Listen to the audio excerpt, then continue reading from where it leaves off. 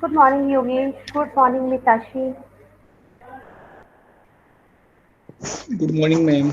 Good morning, ma'am. Morning. So now, let's not waste more time. I'm just going to start this session, and first of all, I'm presenting my screen. Please let me know, is it visible to you or not?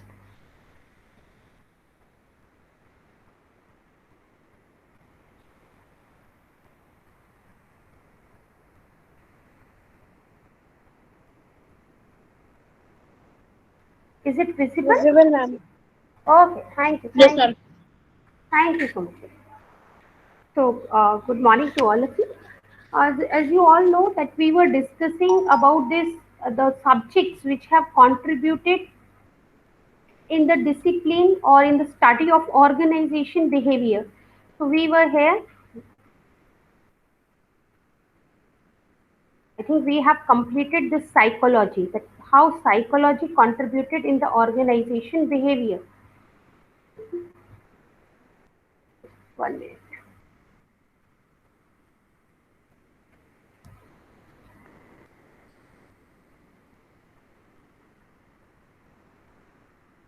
And we were about to discuss the sociology, that how sociology have contributed and in what manner, in what aspect the sociology have contributed in the organization behavior. What all dimensions, what all inputs the sociology have given to the organization behavior. So how this sociology can help us. I mean, what all inputs they have given to the organization behavior. So let us see.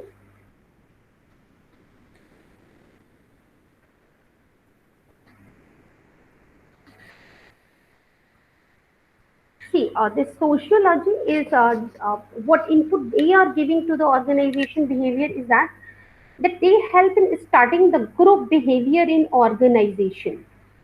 The first and the foremost thing is that they are helping, or their greatest contribution we can say is that the study of group behavior in an organization. And why we are focusing in group behavior? Because you know that it's very obvious that yes, the individuals are going to work, or the performance of an individual will be evaluated, but though they have to interact with other people also. If I have to form a team for some project, if I have to form some group for some specific work, then it's really necessary that I should understand the behavior of the group.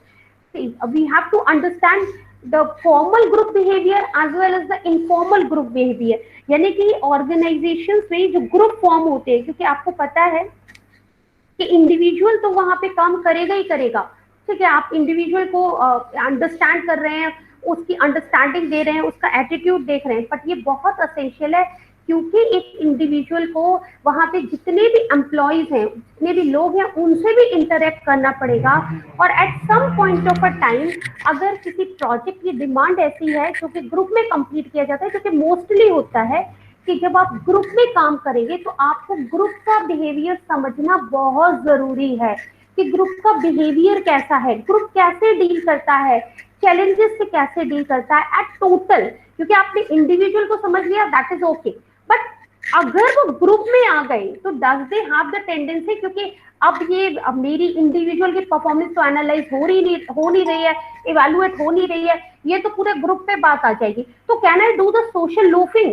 Social loafing का simple सा मतलब ये होता है कि जब आप individual काम कर रहे होते हैं, then you are very cautious, then you want to give your best, but जब आपको लगता है कि हम ऐसा ग्रुप काम कर रहे हैं, तब आप सोचते हैं ठीक है, इट्स ओके, इतना भी प्रॉब्लम नहीं है अगर मैं नहीं करूंगा तो, क्योंकि परफॉर्मेंस जो एनालाइज होने वाली है, जो इवेल्युएट होने वाली है, वो एज अ ग्रुप होने वाली है. So what they used to do, that some people they are putting all their effort, some people they are giving their 200%, but there are some people those who are not going to do any work because they are doing nothing but they are doing social looping, क्योंकि उनको पता है कि individually तो हमारी performance evaluate नहीं हो रही है, एज अ ग्रुप इवेल्युएट हो रही है, तो ठीक है ये लोग कर ही लेंगे, जिनको करने की आदत है वो कर ही लेंगे, हम ना भी करें तो क्या फर्क पड़ने वाला है.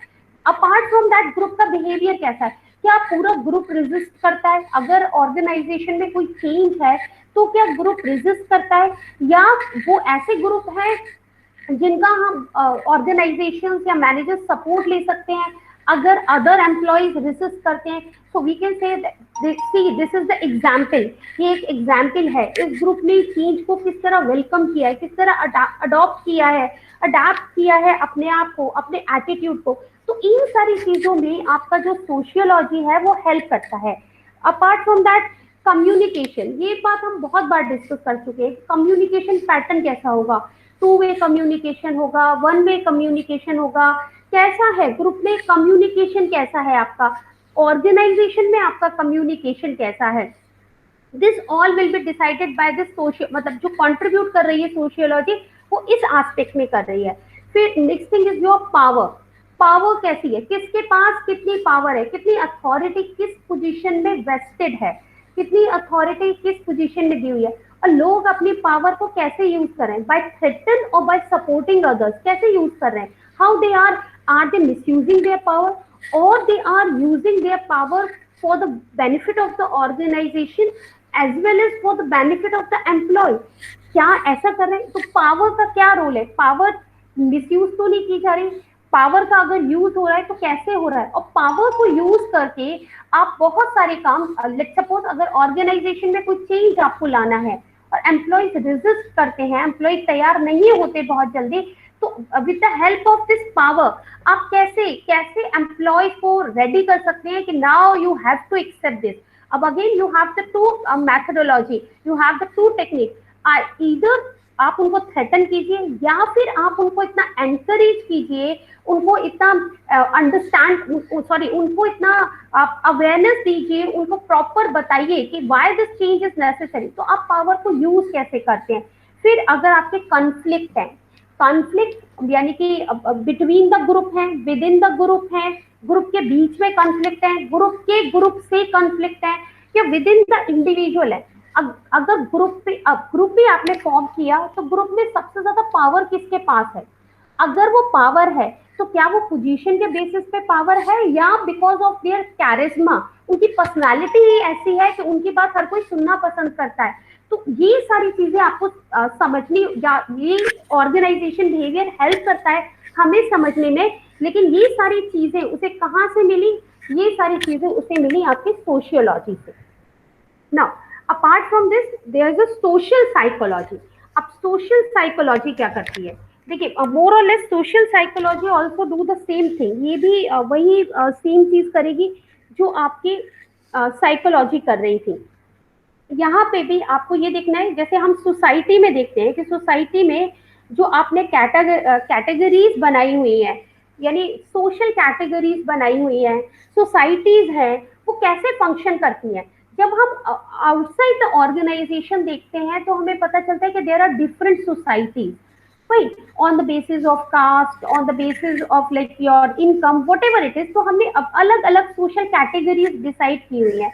अब इसी तरह ऑर्गेनाइजेशन में भी डिफरेंट डिफरेंट सोसाइटीज हैं, डिफरेंट डिफरेंट मतलब आपके डिफरेंट डिफरेंट ग्रुप्स हो जाते हैं, और maybe based on their religion, based on their region, based on their language, और हाउ दे आर फंक्शनिंग. और अगर मुझे कोई चेंज लाना है, अगर ऑर्गेनाइजेशन के अंदर कोई चेंज लाना है, then how can I take help of these social unit, उनकी हेल्प कैसे ली जा सकती है. इस एस्पेक्ट में आपका जो है सोशल साइकोलॉजी हेल्प करता है. और यहाँ पे ये बताया भी हुआ है सेम इसीलिए हर बार ये चीज बहुत इंपॉर्टेंट है, आपका कम्युनिकेशन पैटर्न। कम्युनिकेशन पैटर्न जो कि ग्रुप के बीच में कम्युनिकेशन पैटर्न कैसा है कि वो इंडिविजुअल की नीड को सेटिस्फाई करे।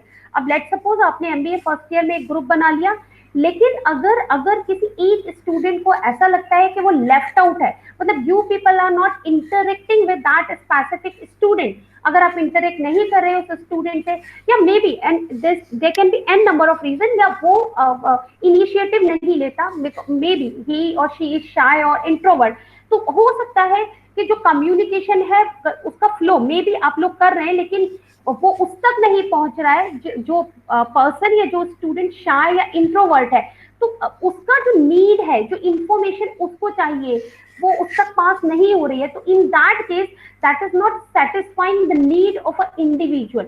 तो अगर कम्युनिकेशन का फ्लो हो रहा है तो आपको ये देखना होगा कि हर पर्सन का, इंडिविजुअल का नीड जो है वो सेटिस्फाई होना चाहिए। अब सेटिस्फाई कैसे होगा, यानी कि अगर मुझे कोई इंफॉर्मेशन पास करनी है तो आई हैव टू एंश्योर कि विद इन अ ग्रुप कि obviously it should be pass to each and every individual, वो हर इंडिविजुअल के पास पहुंच जाए। ऑन द अदर हैंड, अगर सारे लोग कुछ अपना इनिशिएटिव देना चाहते हैं तो ऐसा ना हो कि कोई या फिर कोई अपना सजेशंस देना चाहते हैं rather than initiative, sorry, suggestions देना चाहते हैं या ओपिनियन देना चाहते हैं, तो कोई भी एक पर्सन ऐसा ना हो जिसके ओपिनियन को हम कंसीडर नहीं कर रहे हैं, या जिसको हम मान के चले, let's suppose we all are living in somewhere like Rajasthan और यूपी और West Bengal, from this place, and if that person belongs to Chennai, अब अगर मान लीजिए वो चेन्नई से, and we used to think छोड़ो उसका कोई जरूरत नहीं है, हमने अपना अपना ओपिनियन ले लिया अपने अपने ग्रुप में, और हम we are going to communicate it to the top management, then somewhere that person will feel left out. उस पर्सन को बहुत लेफ्ट आउट फील होगा, क्योंकि उसके ओपिनियन, उसके सजेशन किसी के लिए मैटर ही नहीं करते। टॉप मैनेजमेंट की बात तो छोड़िए, उसके खुद के ग्रुप के लिए वो मैटर नहीं करते। तो सोशल साइकोलॉजी हमको ये बताती है, क्योंकि वैसे भी आप देखिए कंट्री में हम जब सोसाइटीज बनाते हैं तो अब हमारा ध्यान इस चीज पे होता है कि कोई भी सोसाइटी, कोई भी जो कैटेगरीज के बेसिस पे बनाया हो या कैसे भी बनाया हो, वो डिप्राइव ना हो, वो उसके पास किसी चीज की कमी ना हो, ना इन टर्म्स ऑफ एजुकेशन, ना in terms of basic necessities, यानी किसी के पास ऐसा ना हो कि किसी के पास बहुत ज्यादा खाना है और किसी के पास खाना नहीं है, या कोई बहुत हायर एजुकेशन बाहर जाके ले लेता है आउटसाइड इंडिया और कोई अफोर्ड भी नहीं कर पाता बेसिक एजुकेशन भी। तो हम जब देखते हैं कि सोसाइटी में इतनी डिस्पैरिटी है, इसी डिस्पैरिटी को रिमूव करने के लिए गवर्नमेंट टाइम टू टाइम बहुत सारे प्रोग्राम्स लाती है। ठीक है, हम आपको फ्री में राशन देंगे या बेसिक एजुकेशन हम आप लोगों को फ्री में दिलवाएंगे, क्यों? क्योंकि सारे लोग जो है वो एक प्लेटफॉर्म पे आ सके, एटलीस्ट जो बेसिक चीजें हैं वहां पे सारे लोग एक साथ हो। अगर नहीं है तो गवर्नमेंट क्या करती है, टाइम टू टाइम रिजर्वेशन देती है। जैसे इन कंटेक्स्ट ऑफ विमेन, पहले आप देखिए विमेन्स को अब माइनॉरिटी सेक्शन में माना जाता है, और we use to give them number of reservation in case of the government job, तो हम उनको रिजर्वेशन देके चलते हैं। एजुकेशन में भी है कहीं जगह पर, क्यों दे रहे हैं? क्योंकि हमें ये लगता है कि वो बहुत टाइम तक डिप्राइव रही है, उनकी जो बेसिक राइट्स थे उससे भी वो डिप्राइव रही है। अब it's the duty of the government, it's the duty of the society, it's the duty of the nation कि हमें उन्हें, वो जो बैकवर्ड रह गए उनको आगे लेके आना है, अपने साथ एक प्लेटफॉर्म पे खड़ा करना है। और सेम चीज सोशल साइकोलॉजी हमें ऑर्गेनाइजेशन के कंटेक्स्ट में सिखाती है कि ऐसा ऑर्गेनाइजेशन में नहीं होना चाहिए। We have to look that aspect also. तो इसीलिए सोशल साइकोलॉजी अगर कंट्रीब्यूट कर रही है तो ये कंट्रीब्यूट करिए कि आपको देखना है कि कोई भी, मतलब देयर शुड बी नोबडी, जहां पे आप ग्रुप में अगर कम्युनिकेशन हो रहा है तो कोई लेफ्ट आउट हो जाए या उसकी इंडिविजुअल नीड सेटिस्फाई नहीं हो रही है कम्युनिकेशन के रिगार्डिंग, सिर्फ कम्युनिकेशन के रिगार्डिंग उसकी अगर कोई नीड सेटिस्फाई नहीं हो रही है। नेक्स्ट थिंग इज दैट कि ग्रुप्स जो होते हैं वो डिसीजन जब लेते हैं तो कैसे लेते हैं, कहीं अथॉरिटी तो नहीं है, कहीं ऐसा तो नहीं है कि बिकॉज यू आर थिंकिंग कि भाई because I can speak English so I have the full command to take the decision, क्योंकि मैं इंग्लिश बोल रहा हूँ या मैं ज्यादा पढ़ा लिखा हूँ, इसलिए ग्रुप का जो डिसीजन होगा वो सारी पावर या जो अथॉरिटी है मेरे पास वेस्टेड है। Instead of authority we should use the term power. Power मेरे पास है क्योंकि मैं आप लोगों से ज्यादा पढ़ा लिखा हूँ और ज्यादा अच्छे से कम्युनिकेट कर सकता हूँ, तो डिसीजन तो मैं ही लूंगा। Is it this approach the group is following? तो आपको ये देखना होगा कि ग्रुप में डिसीजंस कैसे लिए जा रहे हैं। देन अगेन सेम बात, आप repetition of that same thing कि आप एटीट्यूड को अंडरस्टैंड कीजिए और एटीट्यूड को चेंज कीजिए। ये आपको सोशल साइकोलॉजी समझाती है।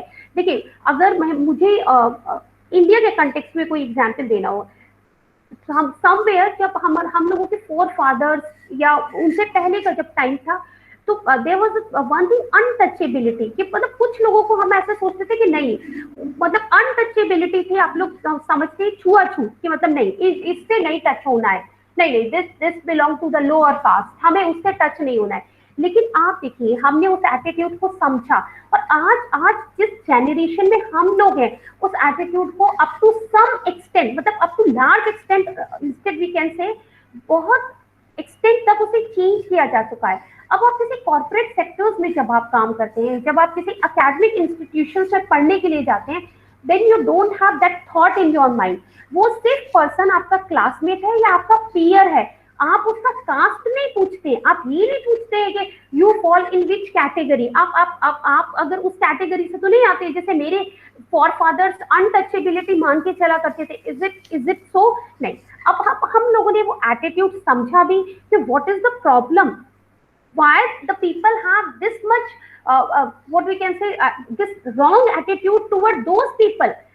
अब ये भाई, अगर वो एक ऐसी सोसाइटी में है जहां वो बेसिक नेसेसिटी से भी डिप्राइव है, तो ये उनका फॉल्ट नहीं है। लेकिन हमने क्या किया, हमने उन्हें समझा भी और फिर आज लोगों का एटीट्यूड चेंज भी हुआ है। अपार्ट फ्रॉम गवर्नमेंट, देखिए गवर्नमेंट जो करती है वो गवर्नमेंट का ऑब्वियसली वो उनका ड्यूटी है कि वो सबको एक सोशल प्लेटफॉर्म पे एक लेवल पे लेके आए। लेकिन as a human being society में जो एज अ इंडिविजुअल जो हमारी रिस्पॉन्सिबिलिटी है, क्या हम उसे फुलफिल कर पा रहे हैं? क्या क्या हम ये कर पा रहे हैं कि अब हम अनटचेबिलिटी को हम फॉलो नहीं करते हैं? Because we respect each and everyone. हम हर किसी को रिस्पेक्ट करके चलते हैं because they are human. Then comes their category कि भाई वो किस कैटेगरी में आते हैं। पहले वो इंसान है, फिर कैटेगरी है। जैसे हमने एग्जाम, मुझे नहीं पता आप में से कितनों ने देखा, there was a programme Satyamev Jayate, I think hosted by Aamir Khan, है ना। उसमें बहुत सारे एपिसोड्स किए गए थे। What was that? Just to create the awareness in the mass कि देखिए अभी भी कुछ जगह ऐसी है जहां ये अनटचेबिलिटी प्रिवेल है, जहां पे लोगों का एटीट्यूड चेंज नहीं हो रहा है। लेकिन जब लोगों ने उस प्रोग्राम को देखा, उसको समझा, then they try to change their attitude. And what we are doing, just we are not creating the awareness but also we are trying to change the attitude of the mass. अब वो किसी भी चीज के लिए हो सकता है। जैसे हम जनरल सोसाइटी में, मैंने अनटचेबिलिटी का एग्जाम्पल दिया, लेकिन अगर ऑर्गेनाइजेशन के कंटेक्स्ट में अगर हम देखें तो मे भी ये हो सकता है कि आप वेस्टेज जितनी हम कर रहे हैं, या हम ये सोचते हैं कि जब हमें स्क्रैप, तो हम या स्वच्छ भारत, अगर हमें स्वच्छ भारत हम इंडियन लेवल पे करते हैं, लेकिन अगर मुझे अपनी ऑर्गेनाइजेशन के लेवल पे करना है तो मैं हाइजीन, इन सारी चीजों का प्रॉपर, मतलब डेलिजेंटली इन सारी चीजों के लिए केयर कर रही हूँ for each and every individual. अगर नहीं है, अगर लोग पहले इतने केयरलेस हैं, जैसे अब अगर कोई कॉर्पोरेट सेक्टर काम कर रहा है तो इट इज वेरी मैंडेटरी कि आपका आयुष ऐप मोबाइल में हो, आप मास्क वेयर करें, आप सैनिटाइजर यूज करें। ना what we are trying to do, we are trying to change the attitude of the person, because in India it's too difficult.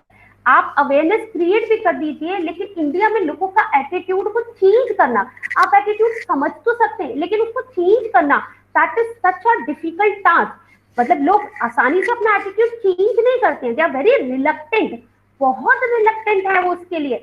अभी भी आपको बहुत सारे लोग ऐसे मिल जाएंगे, they least bother about this कोविड-19, they least bother.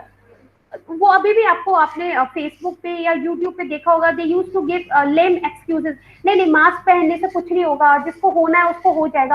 What is that? They are reluctant to change their attitude. Instead the government, despite of that the government is taking so much initiative, government is creating so much awareness through their health ministry or whatever it is, कि advertisement के through भी वो awareness create कर रहे हैं, लेकिन फिर भी हम एटीट्यूड को चेंज नहीं कर पाते। अब उस केस में क्या है, सोसाइटी का अगर ऐसा प्रेशर रहता है तो हम अपने एटीट्यूड को इजीली चेंज कर सकते हैं. Like if the society have decided this norms कि भाई ठीक है, अगर जो मास्क नहीं पहनेगा या जो प्रॉपर मतलब हैंड सैनिटाइज नहीं करेगा या बार बार सैनिटाइजर यूज नहीं करेगा, तो हम क्या करेंगे, हम अगर गेट टुगेदर कर रहे हैं या कोई फैमिली फंक्शन कर रहे हैं, हम उनको इनवाइट नहीं करेंगे, या फिर अगर उनके यहाँ कोई फंक्शन हो रहा है तो हम उनके यहाँ नहीं जाएंगे. तो now what is that, we are creating pressure. अब जब सोसाइटी के नॉर्म्स को किसी भी इंडिविजुअल के लिए मानना बहुत इजी हो जाता है, तब हम बहुत इजीली उन चीजों को अडॉप्ट या अडेप्ट कर लेते हैं अपने आप को उस सोसाइटी के नॉर्म्स के अकॉर्डिंग, क्योंकि हम ये नहीं चाहते कि हम सोसाइटी में ऑड मैन आउट लगे. हमें ये लगा कि नहीं नहीं, ये तो देखिए ये बिल्कुल है, ये एक पर्सन है, इसको बिल्कुल केयर नहीं है, या हम बेवकूफ नहीं लगना चाहते हैं. तो it's very essential. Same way in the organisation you have to do in context of your employees. That is your social psychology. Now, anthropology. देखिए, what does this anthropology do? क्योंकि आपको पता है कि in your organization आप ऐसा नहीं कर सकते. If I'm having the organization in Rajasthan, तो I cannot say कि सारे employees जो होंगे वो राजस्थान के ही होंगे. सारे employees मैं जितने भी जितनों को जॉब ऑफर करूंगी वो सारे राजस्थान के होने चाहिए. No, it's not so. वहां पर बहुत सारे डिफरेंट रीजन्स के डिफरेंट कल्चर्स के लोग वहां पे काम करने के लिए आएंगे. अब एंथ्रोपोलॉजी क्या हेल्प करता है, आपका कंपैरेटिव एटीट्यूड, लोगों के एटीट्यूड को कंपेयर करने में हेल्प करता है. लोगों के एटीट्यूड को कंपेयर करता है कि फाइन इस पर्सन का, ठीक है, इस पर्सन को ऑर्गेनाइजेशन की किसी भी पॉलिसी को मानने में, अबाइड करने में कोई प्रॉब्लम नहीं है, नो इश्यूज. बट ये जो पर्सन है इसको इतनी प्रॉब्लम क्यों होती है? Why they want to challenge each and every policy of the organisation? Why they are so reluctant to abide by any rule of the organisation? ये क्यों नहीं मानना चाहता? तो हम क्या कर रहे हैं, हम एटीट्यूड को कंपेयर कर रहे हैं किसी भी चीज के लिए, या regarding the job satisfaction, regarding the salary, whatever it is, आप एटीट्यूड को कंपेयर करते हैं. दूसरी चीज आप जब करते हैं, that is cross culture analysis. आप कल्चर में क्योंकि because they are belonging to the different culture, तो आप उन कल्चर का भी, क्रॉस कल्चर है क्योंकि the person who is belonging to north India, they might be having the different culture from the south India. अब आपको पता है कि क्योंकि आपके यहाँ डिफरेंट कल्चर से लोग आके काम कर रहे हैं, और अगर आप उनको नहीं समझेंगे, आप क्रॉस कल्चर एनालिसिस नहीं करेंगे, तो ऑब्वियसली कहीं ना कहीं ये आप कंप्लीटली अपने एम्प्लॉय को नहीं समझ पाएंगे. जैसे if we move to Hyderabad और if we move to south India, तो आप देखेंगे it's a very normal thing if the employee come with that सफेद लुंगी, और मुझे नहीं पता उसको क्या कहते हैं साउथ इंडिया में, it's very normal. They least bothered about it that we have to wear some trouser with some I mean I should be there in some formal attire. No, that is not there in South India, but the maximum of employees are they are okay with that. If they are wear that white color lungi, they are okay with that because that is their culture, so they are okay with that, and organization is easily accepting that because they are respecting their culture. They are okay with that. They are not saying no, you should come with proper trouser, what the hell you are wearing this. No, if you are not going to understand this culture, agar aap is culture ko nahi samajh payenge, so forget about your employees. Even you cannot sustain in the market. Let me give you an example. The Colgate, aapko pata hai Colgate, I hope sabne naam suna hai. When they were doing their marketing in Spanish में जब उन्हें अपना Colgate product का marketing करना था, तो this Colgate word Spanish में इसका मतलब होता है go hang yourself, go hang yourself. इसीलिए वहां पे the customers were reluctant to purchase this Colgate. उनको इतना ज्यादा कस्टमर्स का नेगेटिव एटीट्यूड या नेगेटिव फीडबैक मिला because the customers were not ready to purchase their product. क्योंकि आपके जो मतलब है, जो आपने दूसरे के कल्चर को ही नहीं समझा है, और आप वहां पे मार्केट में आपने एंट्री कर लिया, आपने समझा ही नहीं कि Colgate it is easily acceptable in India because we don't have any meaning of Colgate, but in Spanish it means go hang yourself. हाँ जी, हाँ जी बोलिए. लुंगी को व्हाइट सॉन्ग बोलते हैं. साउथ में। Okay okay, thank you for telling me. तो हम बात कर रहे थे कॉलगेट की, तो देखिए अगर आप नहीं समझेंगे कल्चर को, लाइक अपार्ट फ्रॉम दैट, जैसे हम जापान में जाएं तो जापान में क्या है कि if the employ is having a conversation with the manager, तो आई टू आई कांटेक्ट वो लोग कभी नहीं करते, they never do this eye to eye contact. Eye to eye contact उनके यहाँ बहुत गलत माना जाता है, क्योंकि उनको ऐसा लगता है कि आई टू आई कांटेक्ट मतलब that person is senior to me and still I am challenging that person. They want to show that they are very obedient, उनका कल्चर वैसा है, इसलिए वो eye to eye contact avoid करते हैं। But अगर आप इसी चीज को अमेरिका में देखें, अगर आप आई टू आई कांटेक्ट मेंटेन नहीं करेंगे, इट इज परज्यूम्ड और इट इज अज्यूम्ड कि आप सामने वाले की बात को ढंग से सुन ही नहीं रहे, you are not at all attentive. तो इट्स वेरी वेरी नेसेसरी कि अगर आप ये क्रॉस कल्चर एनालिसिस नहीं करेंगे, और अगर मैंने अपनी ऑर्गेनाइजेशन में अगर किसी ऐसे पर्सन को अपॉइंट किया जो जापान को बिलोंग करता है, और आई एम एक्सपेक्टिंग कि वो eye to eye contact maintain करेगा, वो कर नहीं रहा, वो सोच रहा है कि मैम तो मैनेजर है, मैं मैम से कैसे eye to eye contact maintain करूं, तो that will lead to some conflict, वो एक कंफ्लिक्ट आ जाएगा, क्योंकि मैं अज्यूम करके चलूंगी कि वो पर्सन मुझे सुन ही नहीं रहा, वो मेरी बातों को ध्यान से सुन ही नहीं रहा। But on the other hand that person is giving me respect, वो मुझे रिस्पेक्ट दे रहा है, मेरी पोजीशन को रिस्पेक्ट दे रहा है।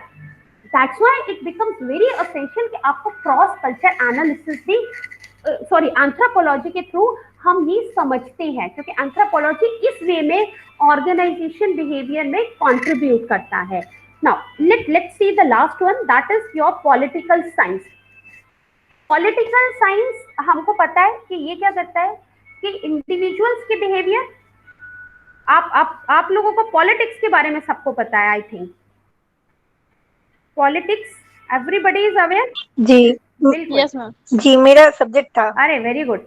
तो सोमा बताएंगे कि पॉलिटिकल साइंस क्या क्या पता चलता है पॉलिटिकल साइंस में, Soma what is that study about?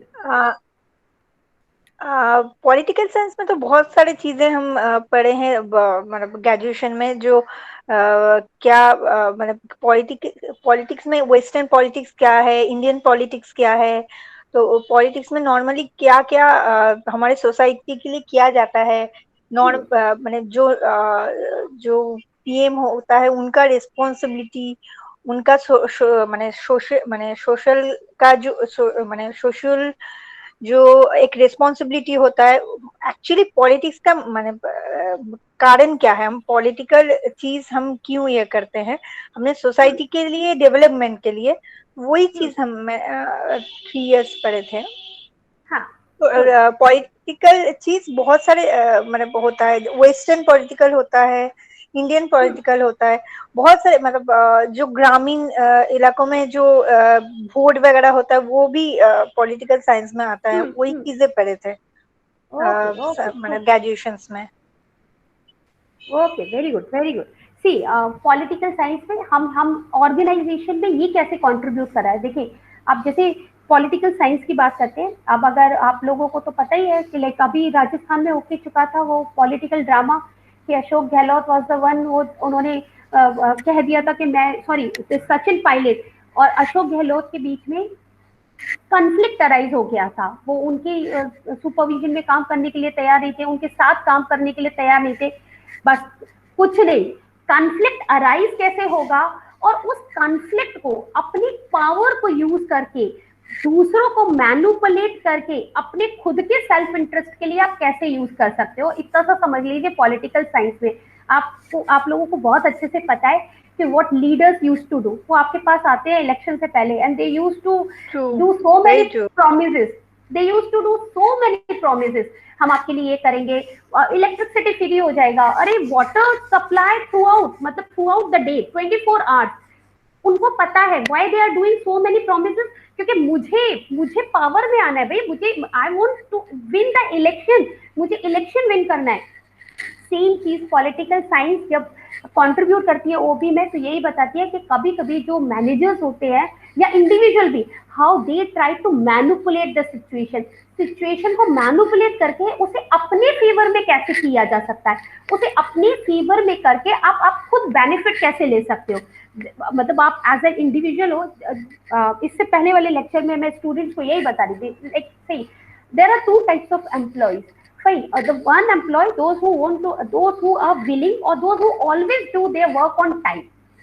हमेशा अपना काम टाइम पे करेंगे। Like if I am having the working hours from 9 to 5, so I will try that I will wind up my work till 5. Fine, because I don't want to disturb my personal life. I have my personal life, so there should be some boundary between the professional and the personal life.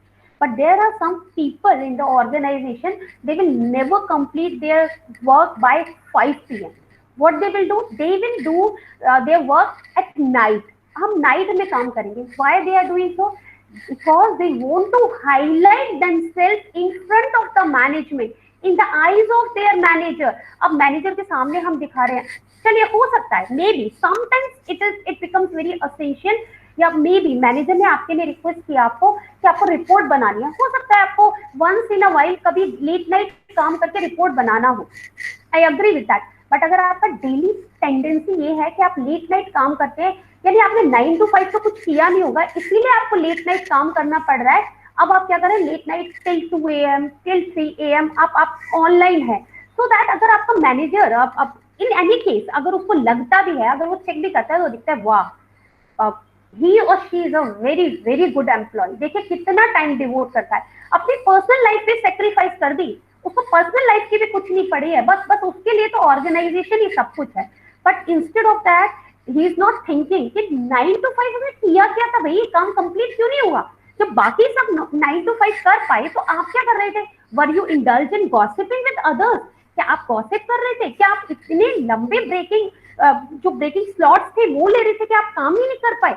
और ये daily tendency है आपकी। एक दिन हो सकता है जैसे let's take example of Soma. अब अगर सोमा अगर लेट नाइट काम करे तो समझ में आ सकता है, क्योंकि in the day time during this time she is taking her classes, वो अपनी क्लासेस ले रही है, तो ऑब्वियसली लेट नाइट काम करना पड़ेगा। But without having any valid reasons अगर आप ये कर रहे हैं तो आप क्या करें, you are just manipulating all the things so that I can be highlighted in front of the management that how good employee I am, मैं कितनी अच्छी एम्प्लॉय हूँ। इसी तरह इंडिविजुअल्स के केसेस हो सकते हैं, मैनेजर्स के केसेस हो सकते हैं, इट डिपेंड्स। मतलब आप इतनी सी चीज है कि आपको लोगों को मैनिपुलेट करना आना चाहिए, क्योंकि लीडर्स कुछ नहीं करते हैं, जो पॉलिटिशियंस है, instead of that we should use the word politicians. तो पॉलिटिशियंस कुछ नहीं करते, बस लोगों को मैनिपुलेट करते हैं, और जो जितना अच्छा मैनिपुलेट करेगा वो उतना अच्छा मतलब उसको उतने अच्छे वोट्स मिलेंगे, या वो उतने अच्छे से इलेक्शन आसानी से जीत जाएगा। तो you should know how to manipulate the people, and that is what this political science contribute in organization behavior. I hope it's clear to the entire class. Is it clear? Yes. Actually Yes, वही ma'am. करती हूँ मैं, सुबह class करती हूँ, रात में मैं काम करती हूँ। अच्छा मैम, एक चीज आप बताइए, मैं एक चीज जानना चाहती हूँ, ये जो आप ऑर्गेनाइजेशन बिहेवियर पढ़ा रहे हैं, मतलब इसमें कुछ लॉ है? मतलब ये जो साइंस भी, पॉलिटिकल साइंस भी पढ़ा रहे हैं कि इसमें कोई लॉ है? अगर कोई ऑर्गेनाइजेशन, अगर तुम्हारे वर्क सब कुछ सही है, पर तुम्हें मैनिपुलेट कर रहे हैं कोई कारण से, और व्हाटएवर, मतलब कुछ पॉलिटिक्स चीजें होता है ना, एम्प्लॉय के बीच जो चीजें होता है थोड़ा बहुत, तो इस अगेंस्ट कुछ कर सकते हैं, और समथिंग ऐसा कुछ है? नहीं, this is not in this organization behavior subject, but Soma, apart from this there is a labor law या industrial relations जब हम पढ़ते हैं वहां पे बहुत सारे लॉ ऐसे हैं जहाँ पे not exactly we should avoid using the words manipulation, but हाँ वहां पे बहुत clearly बताया गया है कि what is there which is not expected or which employer should not do with their employees, तो वहां पे बहुत क्लियरली बताया गया है। बट दिस ऑर्गेनाइजेशन बिहेवियर ये मतलब बहुत सुपरफिशियल नॉलेज है regarding the people of the organisation. Okay, now let us see कि आपके एप्लीकेशंस क्या हैं ऑर्गेनाइजेशन बिहेवियर के इंडस्ट्री में। First of all we all know communication, ये तो शुरू से बात कर रहे हैं कि कम्युनिकेशन पैटर्न कैसा होगा, वन वे होगा, टू वे होगा या फ्री होगा, यानी कोई किसी से भी बात करो कोई इशू नहीं है, you can talk to anybody, free flow होगा। जैसे हम ग्रेप वाइन कहते हैं ना, grape wine communication, grape wine होता है मतलब जैसे मैंने सोमा को बात बताई और मैंने जागृति को बात बताई, और जागृति ने अपने ये इंफॉर्मेशन पास करी 4 लोगों को, सोमा ने she has pass this information. तो ये ग्रेप वाइन, ये जैसे अंगूरों का गुच्छा होता है ना, बंच ऑफ ग्रेप्स, उस तरह इंफॉर्मेशन पास आउट होती है या इंफॉर्मेशन स्प्रेड होती है। हालांकि ये जनरली रूमर्स के केस में होता है, अगर फॉर्मल कम्युनिकेशन है तो वो कभी इस तरह इजीली स्प्रेड नहीं होगा। लेकिन अगर मैनेजमेंट को ऐसा लगता है कि कोई इंफॉर्मेशन मुझे इस तरह पास करवानी है, तो वो मैनिपुलेट कर सकते हैं चीजों को, और इस तरीके के ग्रुप को भी, इस तरीके की कम्युनिकेशन को भी यूज कर सकते हैं। लेट्स से फॉर एग्जांपल, अगर मैनेजमेंट को लगता है कि ठीक है हमें किसी एम्प्लॉय को निकालना है या उनको टर्मिनेट करना है, then what they can do, they can use this type of communication. एक ठीक है, may be at that point of a time the management is not thinking to terminate any employee, लेकिन just to threaten their employees so that they should perform well in the organization. What they have done, they have just spread the rumor that fine, what organization is doing, they are just reviewing the performance. So whosoever will not fit to that their expectations or not performing according to the standards, they will be terminated. So it is not the fact, but what management is doing, they are trying to spread the rumor. एक rumor pass कर दीजिए और फिर क्या होगा, employees जो जिनको लगता है कि नहीं, जिनको बहुत बड़ी फाइनेंशियल नीड है, ऑब्वियसली सबको है, तो उनको लगेगा कि नहीं हमें और ज्यादा हमें कॉशियसली काम करना होगा, कहीं ऐसा ना हो मेरा ही नंबर आ जाए। तो all these things sometimes organisation, number of times the organisation as well as the managers, they try to manipulate the things, वो मैनिपुलेट करते हैं चीजों को। तो आपका कम्युनिकेशन समझने में हेल्प करता है। फिर मोटिवेशन, किसको कैसे मोटिवेट करेंगे, कल भी मैंने आपको बताया, जरूरी नहीं है सारे लोग पैसों से मोटिवेट हो जाए, इट्स नॉट नेसेसरी। कुछ ऐसे भी लोग हैं जो फाइनेंशियली बहुत साउंड है, जिनको किसी पैसे की जरूरत नहीं है, but they don't want to join their father's business, वो अपने पापा का बिजनेस नहीं ज्वाइन करना चाहते, इसलिए कहीं और जॉब कर रहे हैं, बिकॉज उनको कुछ आइडेंटिटी का प्रॉब्लम है। उनको ऐसा लगता है कि अगर मैंने अपने फादर का बिजनेस ज्वाइन किया तो मेरी सेल्फ आइडेंटिटी क्या है, मेरी आइडेंटिटी तो खो जाएगी। मेरे फ्रेंड्स मुझे ये कहेंगे कि अरे अपने पापा का एस्टैब्लिश्ड बिजनेस ज्वाइन किया है, खुद तो कुछ कर नहीं सकते थे, तो इसलिए मैं चाहती हूँ कि मेरी खुद की आइडेंटिटी हो। तो आप सेल्फ आइडेंटिटी क्राइसिस की वजह से आप कहीं काम कर रहे हैं, तो ऑब्वियसली अगर आपके पास इतना पैसा है, आप इतने फाइनेंशियली साउंड हो, तो अगर ऑर्गेनाइजेशन आपको कहे कि मैं आपकी 10 डेज की सैलरी डिडक्ट कर लूंगा, तो ये चीजें आपको लीस्ट बॉदर करेंगी, इससे आप मोटिवेट नहीं होंगे, क्योंकि आपको पता है कि आई हैव मनी, मतलब मेरे पास तो बहुत ज्यादा है, मुझे पैसों की कोई चिंता विंता नहीं है, तो आप रखिए अपने पास। देन लीडरशिप, कौन किस लीडरशिप पोजीशन पे होगा, उसका स्टाइल कैसा होगा। कई लीडर ऐसा तो नहीं चाहिए हमें जो ये कहे कि नहीं नहीं प्लीज मेरी बात सुनिए, या तो मेरी बात सुनिए या ऑर्गेनाइजेशन छोड़ दीजिए। यहाँ हमें ऐसे लीडर की जरूरत है जो ये चाहता है कि नहीं प्लीज आप लोग है ना अपना अपना सजेशन मुझे दीजिए। देखिए हम एक लीडरशिप स्टाइल होता है फ्री रेन लीडरशिप स्टाइल, जब आगे पढ़ेंगे तब बात करेंगे। हमारे इंडिया में ये फ्री रेन लीडरशिप स्टाइल कभी नहीं हो सकता, कभी भी नहीं। क्यों? क्योंकि वहां पे आपके मैनेजर को आप पे इतना ट्रस्ट होता है कि दे लीव यू ओपन हैंड, मतलब फ्रीली आपको फ्री कर देते हैं कि आप डिसाइड कीजिए आपको कैसे काम करना है, किस तरीके से काम करना है, because I have a immense trust in you. मुझे आपकी कैपेबिलिटीज पे, आपके पोटेंशियल पे, सब पे बहुत ट्रस्ट है, तो आप खुद डिसाइड कीजिए आप कैसे काम करना चाहते हैं, because I am not going to supervise you, मैं आपको सुपरवाइज नहीं कर रहा हूँ। लेकिन हमारे इंडिया में बहुत मतलब हो सकता है रेयरली, मतलब लाइक इन IITs और I mean some of the organisations of India, I don't know if it is there, but generally क्या होगा, जनरली सुपरविजन होगा, जनरली मॉनिटरिंग होगी। हम इतना easily free range leadership style adopt नहीं कर सकते, और इसमें हम ये नहीं कह सकते कि ऑर्गेनाइजेशंस की गलती है। देखिए हम एक ऐसे कल्चर में रहते हैं जहां हमें अपनी फैमिली से ही एक शुरुआत होती है, फ्रॉम द स्टार्टिंग, जब हमारी अपब्रिंगिंग हो रही होती है कि हमारे मम्मी पापा भी what they used to do, they also used to monitor us कि ठीक है बच्चा खेलने जा रहा है, बच्चा किसी गलत एक्टिविटी में तो इंडल्ज नहीं है, so we live in that society. और ऑर्गेनाइजेशन सोसाइटी में ही तो अपना एग्जिस्ट करती है, सोसाइटी से बाहर तो एग्जिस्ट नहीं करती ना।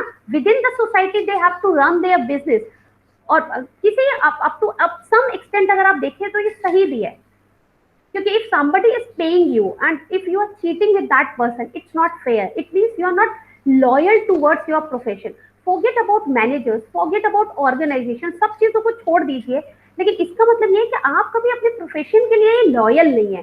तो वन शुड मतलब हमें ये नहीं देखना है कि हम मैनेजर के लिए लॉयल है या ऑर्गेनाइजेशन के लिए, अगर है तो ये बहुत अच्छी बात है, लेकिन हाँ कम से कम किसी भी पर्सन को अपने प्रोफेशन के लिए लॉयल जरूर होना चाहिए। And your next thing is interpersonal relationship. आपके ऑर्गेनाइजेशंस में जो रिलेशंस हैं वो कैसे हैं? कहीं ऐसा तो नहीं है बहुत रिलेशंस बहुत खराब है, यानी आपस में एक दूसरे की किसी से बनती ही नहीं है, मतलब one is moving to the north, other is moving to the south, एक नॉर्थ को जाता है एक साउथ को जाता है, हर चीज में कॉन्फ्लिक्ट है। अगर हर चीज में कॉन्फ्लिक्ट है तब तो बस ऑर्गेनाइजेशन चल रही, ऑर्गेनाइजेशन में कुछ भी चीज मतलब स्मूथली नहीं हो पाएगी।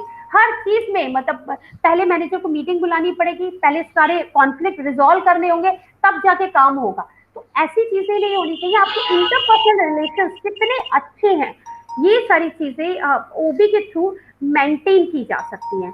And this completes our unit 1। Fine, ये हमारा यूनिट 1 कंप्लीट करता है। आई मीन ऑल्दो मैंने ये स्लाइड दे दिया था, हालांकि मैं आज शुरू नहीं कर रही हूँ आपका परसेप्शन, लेकिन बस मैं आप लोगों को एक चीज दिखाना चाहती हूँ जो आप देख लीजिए। हाँ जी देखिए, can you see this slide? है ना, is it visible to all of you? Yes, ma'am. Yes. Yes, ma'am. Now how you are perceiving this slide, कैसे परसीव कर रहे हैं, आपको क्या दिखाई दे रहा है इस पिक्चर में? मैम घोड़ी है और उसके ऊपर आदमी Horse, बैठा है। ma'am. हॉर्स राइडिंग कर रहे हैं, जो ब्लैक वाला ब्लैक जो स्लाइड है एंड व्हाइट स्लाइड सब मिलाकर टोटल। Opposite, ma'am. एक दूसरे के. हाँ opposite. Okay okay, let me show you some more slides. आप क्या परसीव आई मीन क्या देख पा रहे हैं आप लोग? एक लेडी है जो ऊपर रख रखी है अपने सिर पे। अच्छा, सब सब एक जैसा समझ रहे हैं या किसी का कोई डिफरेंट ओपिनियन भी है? मैं the hard work of a lady. Okay okay, now tell me about this. Mirror के सामने लेडी बैठी हुई है। ओके, इज देयर एनीबॉडी जिसको स्कल भी दिखाई दे रहा है, वो जो ह्यूमन स्कल होता है? Yes, ma'am. I mean, is there anybody? Because I got only one answer कि yes ma'am human skull दिखाई दे रहा है। और भी कोई ऐसा है जिसको human skull दिखाई दे रहा है? Yes, ma'am. You हाँ must. हाँ दिखाई दे रहा है? Okay, see this what I am talking about। ये शुरू करने वाले हैं हम नेक्स्ट क्लास में, दैट इज परसेप्शन। चीजें वही हैं, like I don't no, may be that was Yogesh और दीपक, आई एम नॉट श्योर कि हु वाज दैट। उन्होंने कहा कि मैम एक लेडी बैठी हुई है मिरर के सामने, तो उन्होंने परसीव किया कि मिरर है और मिरर के सामने एक लेडी बैठी हुई है।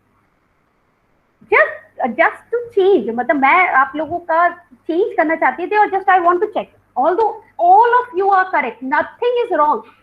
मैंने कहा कि आपको ह्यूमन स्कल नहीं दिखाई दे रहा, क्योंकि है इस इमेज में अगर आप देखेंगे तो there is a human skull, ये ह्यूमन स्कल है, और आप लोगों ने कहा हाँ मैम ह्यूमन स्कल है, दिखाई दे रहा है।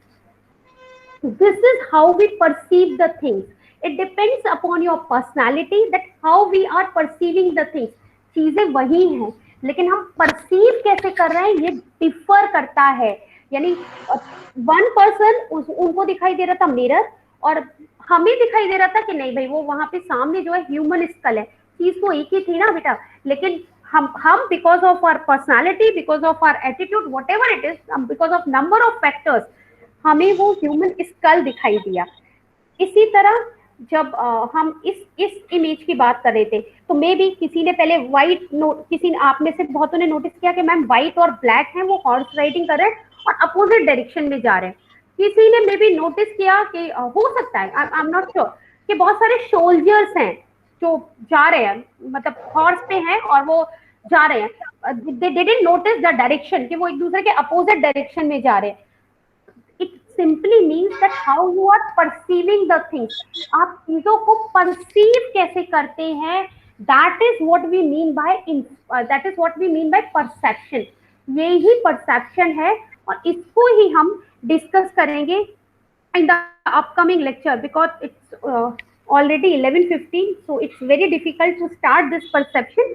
But in the next class we will discuss this perception, and I'm sure you will enjoy this chapter perception, क्योंकि यहाँ पे बहुत सारी इमेजेस दिखा के मैं आपसे जानने की कोशिश करूंगी कि आप क्या परसीव कर रहे हैं, क्या आपको उस इमेज में दिखाई दे रहा है, and then we will discuss its process, what is the process of perception and what are those different factors which affect the perception. जैसे जैसे फॉर एग्जाम्पल अगर एक बोर्ड है, एक व्हाइट बोर्ड है और वहां पे एक ब्लैक डॉट लगा दिया जाए तो सबका है ना परसेप्शन बहुत डिफरेंट होगा. Majority of the class what they will think कि मैम व्हाइट बोर्ड पे ना black dot, instead of pointing out that white board को पॉइंट आउट नहीं कर रहे होंगे, वो बस एक ब्लैक डॉट को पॉइंट आउट कर लेंगे. But there might be one person जिसे वो ब्लैक डॉट नजर नहीं आएगा, जिसे वो व्हाइट बोर्ड नजर आएगा, उसे वो व्हाइट बोर्ड दिखाई दे रहा है, चीजें सेम है, but how we are perceiving these things that is different.